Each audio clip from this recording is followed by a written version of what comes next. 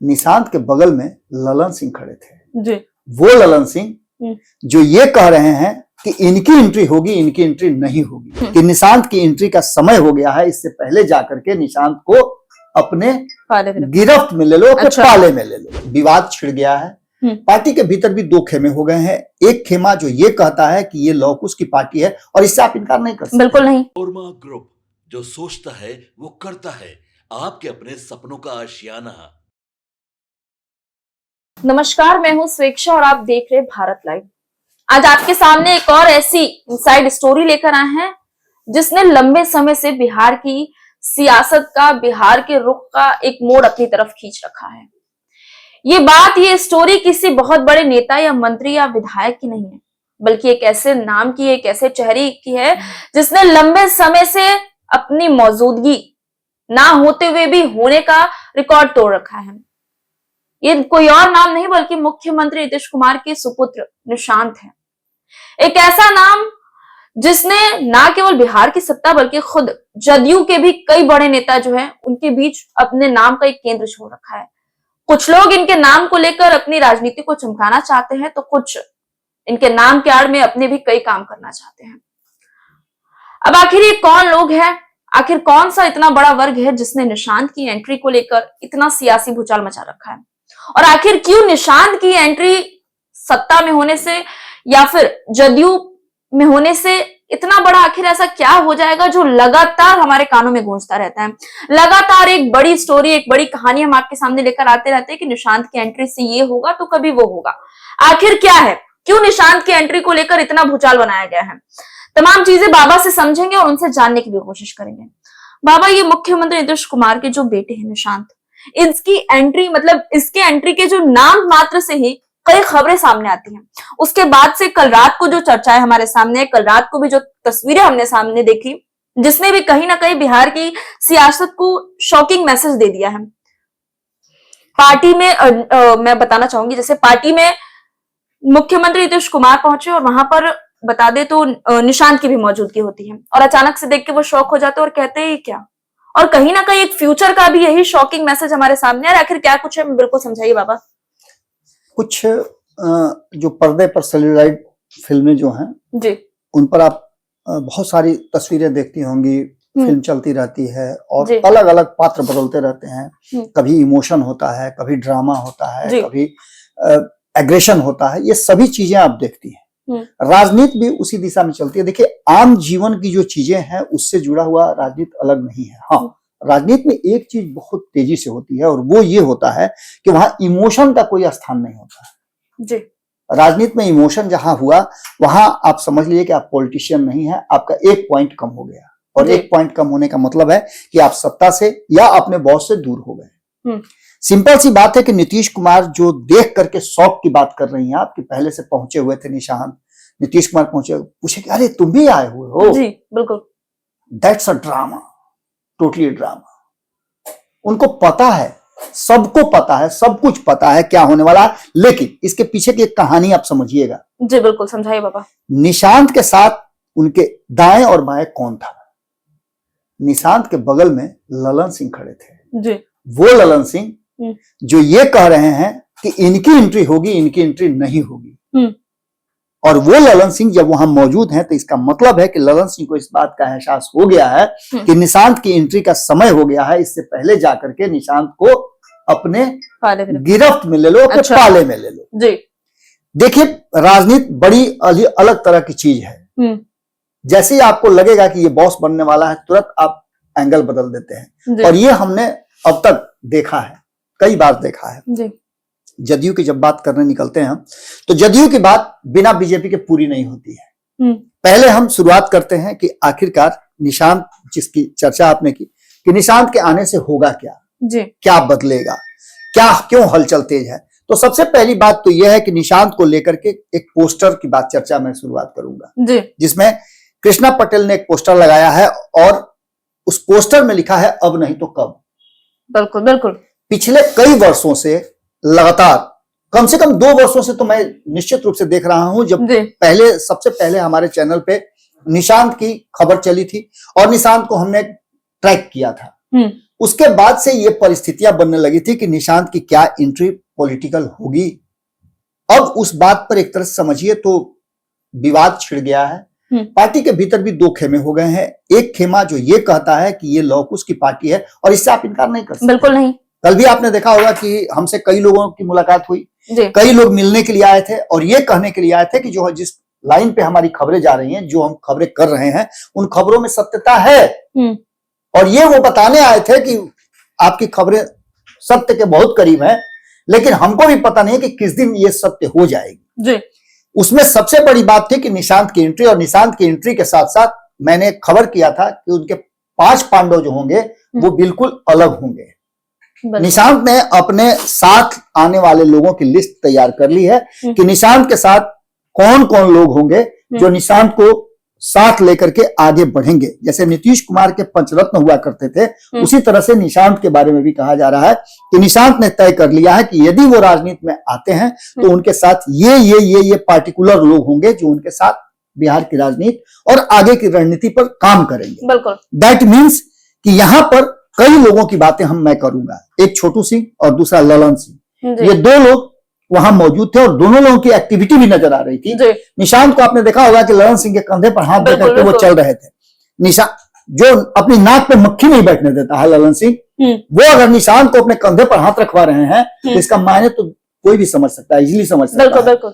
लेकिन जनता दल यूनाइटेड के भीतर एक बहुत बड़ी बात जो सामने आई है वो ये आई है कि जो ओबीसी, ईबीसी और बाकी के लोग हैं, उनका यह मानना है कि ये सवर्णों की पार्टी नहीं है, इसलिए सवर्ण इसको क्यों लीड करेंगे।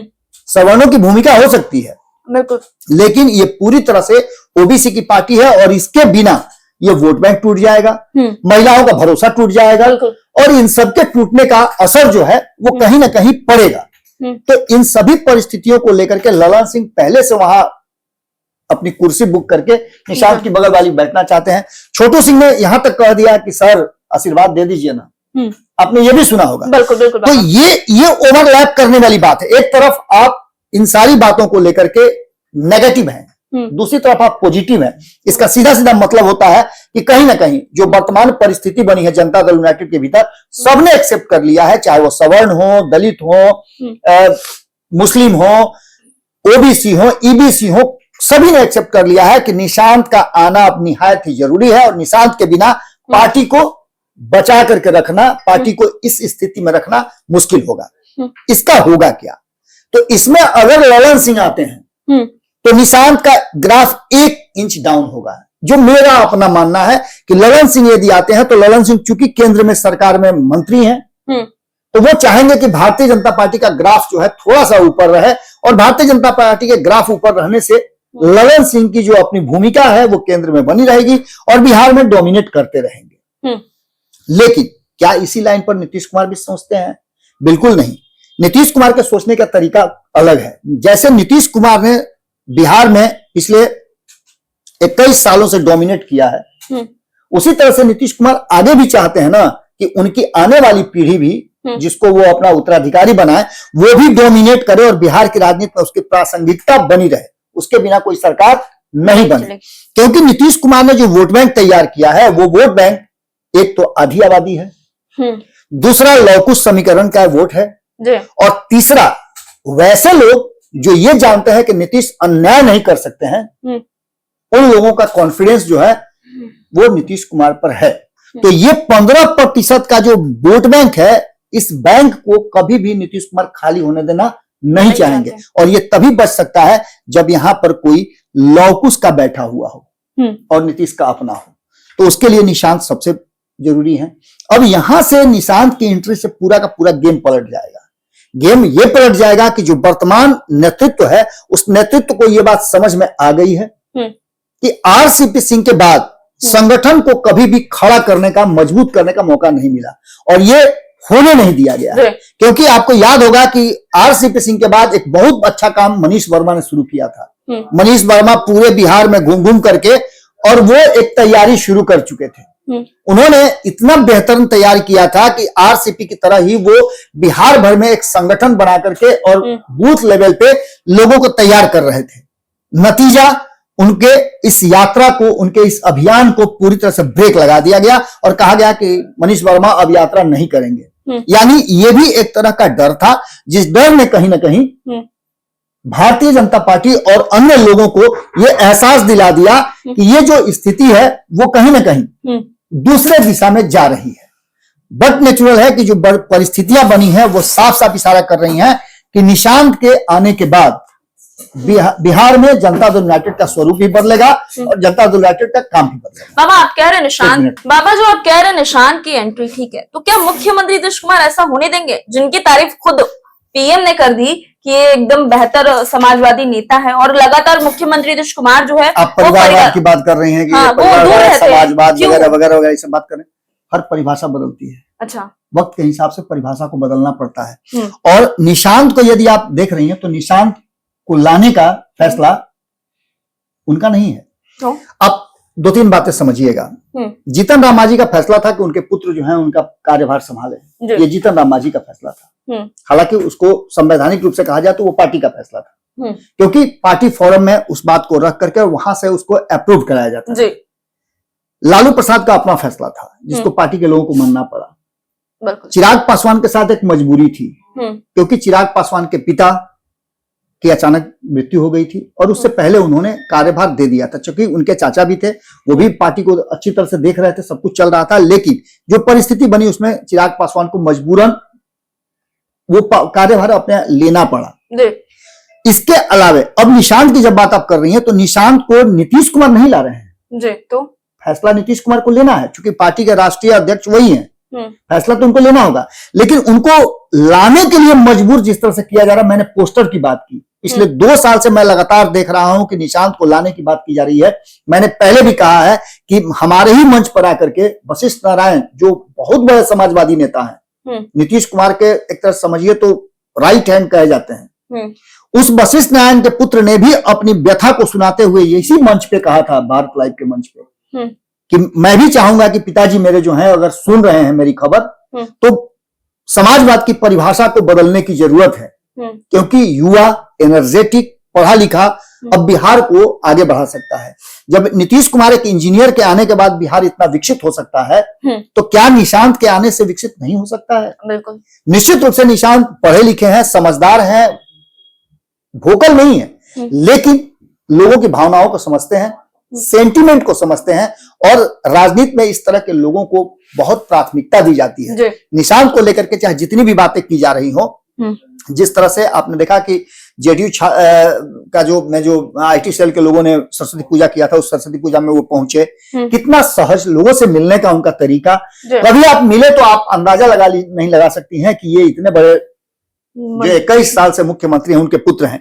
तो ये सहजता, ये सुलभता और उनका जो बॉडी लैंग्वेज है वो इस बात की तरफ मजबूर करता है लोगों को, और यही कारण है कि लौकुश की इस पार्टी को, लौकुश की पार्टी मैं इसलिए कह रहा हूं कि एक तरफ आरजेडी जो है वो राजद की पार्टी कही, यादवों की पार्टी होती है जी, क्योंकि ओबीसी में 13% यादवों का स्टेक है, बाकी 13-13.5% जो है 27% में अन्य जातियों का है। और अन्य जातियों को ऐसा लगता है कि राजद से अगर कोई सामने लड़ाई ले सकता है, टक्कर ले सकता है या उसके समकक्ष खड़ा रह सकता है, तो वो जेडीयू है, और ये जेडीयू तब तक ले सकती है जब तक कि नीतीश कुमार है। नीतीश कुमार का उत्तराधिकारी यदि कोई दूसरा बन जाता है, नीतीश कुमार के लौकुश समीकरण से अगर नहीं बनता है, तो ऐसी स्थिति में न लौ रहेगा न कुश रहेगा, दोनों समाप्त हो जाएंगे। इसलिए कई नए चेहरों को निशांत ने बता दिया है कि ये नए चेहरे जो हैं, ये लोग हैं जो हमारे साथ आगे बढ़ेंगे, और इनको अगर लेकर के आते हैं तो मैं राजनीति में आने के लिए तैयार हूं। जो इंटरनल खबरें हैं हमारे तक वही आ रही हैं, इसमें कितनी सच्चाई है आने वाला वक्त बताएगा। यूं मान ले कि अब बहुत जल्द ही निशांत की एंट्री बिल्कुल, अशोक चौधरी चाहते हैं कि आए, विजेंद्र यादव चाहते हैं कि वो आए, अब तो चाहने के लिए संजय झा भी चाहने लगे हैं, अब तो चाहने के लिए ललन सिंह भी चाहने लगे हैं, अब तो सब लोग चाहने लगे हैं। लेकिन जो इंटरनल बात है, जो मेन फोकस है, वो ये है कि निशांत ने किसको सेलेक्ट किया है, वो ज्यादा महत्वपूर्ण है। क्या वो आरसीपी सिंह है, क्या वो मनीष वर्मा है, जिनको निकलने के लिए आरसीपी सिंह को मजबूर किया गया था जदयू से, और दूसरे मनीष वर्मा जो कि पार्टी संगठन को मजबूत करने निकले थे, उनको उनके रथ को रोक करके उनको विराम दे दिया गया था। तो आने वाले समय में ये देखना बड़ा दिलचस्प होगा, और खास करके जब ऐसा कुछ होता है तो ये बात अब मान के चलिए कि जो लोग गुड फेथ में यस मैन भाजपा के हैं, वो भाजपा को झटका तो लगेगा ही ना। बिल्कुल। और ऐसी स्थिति में भाजपा अगर आउट भी हो जाए तो कोई बड़ी बात नहीं होगी, क्योंकि नीतीश कुमार की जो तैयारी है, और आपने देखा होगा कि कांग्रेस के नेताओं ने भी साफ कह दिया है कि कोई कांग्रेसी जो है जदयू में तो नहीं जा रहा है। इसका मतलब बहुत सारी बातें होती है। चलिए ठीक है बाबा, तो बहुत बहुत धन्यवाद बाबा। देखिए क्या कुछ रहा आज के टॉपिक में और आज के इनसाइड स्टोरी में, क्या कुछ था आपके सामने लेके गए। और लास्ट में एक बात बाबा ने जो कही कि कांग्रेस के नेताओं ने भी अब खुलकर कह दिया है कि कोई भी कांग्रेस का विधायक जो है वो जदयू में तो नहीं जा रहा है। अब ये बात भी सही कहीं ना कहीं सचमुच बहुत बड़ा एक कह सकते हैं कयास देते, कहीं ना कहीं बहुत बड़े सवाल को सामने लाती है। अब ये क्या कुछ है वो आपको नेक्स्ट खबर में जरूर हम आपको सामने लेकर आएंगे और बताएंगे भी। फिलहाल इतना ही। मैं स्वेच्छा बने रहे भारत लाइव। आपके सपनों को हमने सजाया है, ई होम्स पैनोरामा को हमने बनाया है। ई होम्स मेरा एक सपना था जिसपे मैं पिछले 4 साल से काम कर रहा था। हमने जो बनाया है वो सबने है माना। ई होम्स पैनोरामा में हो आपका भी आशियाना। और फाइनली हमने 2021 में इस प्रोजेक्ट को लॉन्च किया। बहुत लोग अप्रिशिएट कर रहे हैं कि पूर्णिया जैसे शहर में, बिहार के, एक तो बिहार की बात करें उसमें भी पूर्णिया जैसे छोटे जगह में इस तरह का लाइफस्टाइल देना, ये सुन के हम लोगों को बहुत अच्छा लगता है। ई होम्स में हमने कुछ और भी किया है, जैसे हम जिस जगह में रह रहे हैं हमारे फैमिली सिक्योर हो, उनको सिक्योरिटी का ध्यान में रखा है।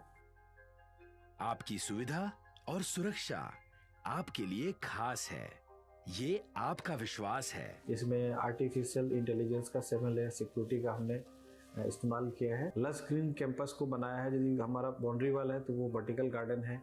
ये जितनी भी फैसिलिटी होता है एक इंटरनेशनल टाउनशिप में ई होम्स है, ये हम लोग विश्वास नहीं कर पा रहे हैं। जो भी हमारे मित्र दोस्त या जो भी हमारे बाहर के बाहर आते हैं तो हम लोगों को बहुत अच्छा सुनने को मिलता है और बहुत अच्छा क्रेडिट मिल रहा है। वो सारा हमने सिर्फ एक बिल्डिंग नहीं बनाया, हमें एक बहुत अच्छा लाइफस्टाइल दिया ई होम्स में, और मेरा एक सपना था जिसको मैं आज फुलफिल होते हुए देख रहा हूँ। ये आपका आवास है।